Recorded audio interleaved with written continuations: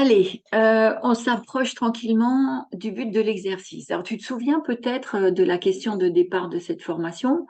Je te la rappelle vite fait. Et si tu apprenais à te poser la bonne question? Alors, nous arrivons à la fin de ce challenge, mais c'est pas complètement fini, tu t'en doutes.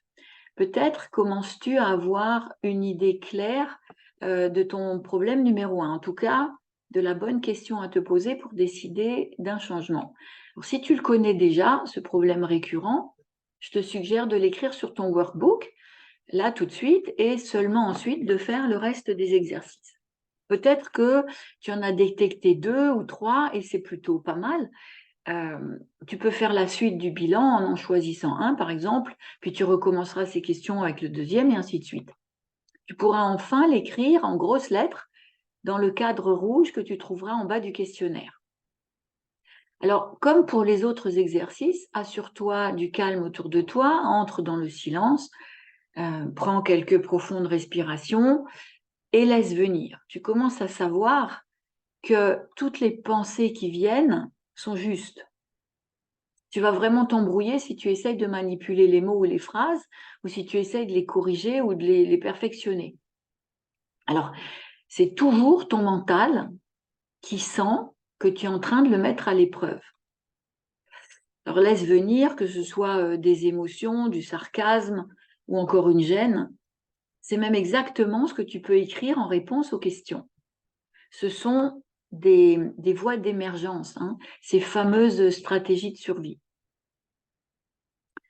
Alors, les différents questionnaires auxquels j'espère que tu as bien répondu t'ont probablement conduit ou conduite à une vision un peu plus claire de là où l'automate te mène par le bout du nez. Là où tu as le sentiment de ne pas être maître de ce que tu vis. Alors, tu as repéré sûrement le domaine dans lequel ce que tu vis, ce que tu fais ou ce que tu as ne correspond pas vraiment à ta vision, hein, à ton rêve ou à ton élan intérieur. N'oublie pas que nos mal-être et nos dysfonctionnements viennent de nos comportements automatiques et inconscients et que tu es en train de travailler à comprendre le pourquoi de tout ça. Ensuite, tu vas voir maintenant, il y a des questions de fin de bilan. Nous arrivons doucement à une étape où peut-être que tu sentiras une sorte de confusion, hein, de gêne, mais c'est normal, pas d'inquiétude à avoir.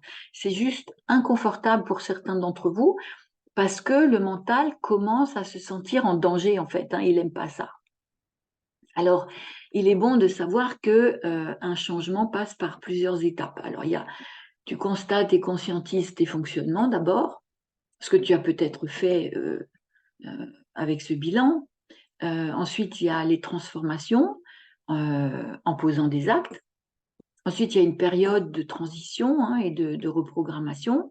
Et puis, il y a l'installation des nouveaux comportements. Et ce bilan, il devrait t'avoir permis au moins de te mettre sur le chemin. Et c'est un bon début.